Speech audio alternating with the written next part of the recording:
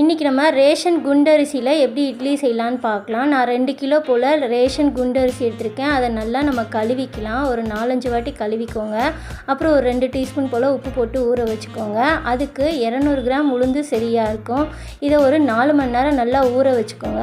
அதுக்கப்புறமேட்டா ஒரு 2-3 வாட்டி கழுவிட்டு நம்ம உரலில் போட்டு ஆட்டி எடுத்துக்கலாம்.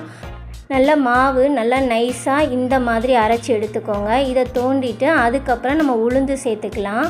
உளுந்தை சேர்த்து நல்லா வெண்ணெய் போல் அரைச்சி எடுத்துக்கலாம்.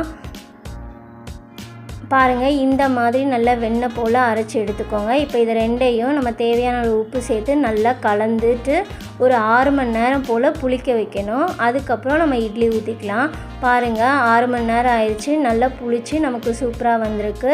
இப்போ நம்ம இட்லி தோசை எது வேணாலும் ஊற்றிக்கலாம். நான் இட்லி ஊற்றி காட்டுறேன் பாருங்கள். இப்போ நம்ம இட்லி குண்டால இட்லி ஊற்றிட்டு பாருங்கள் எவ்வளோ சூப்பராக பஞ்சு போல் வந்திருக்கு.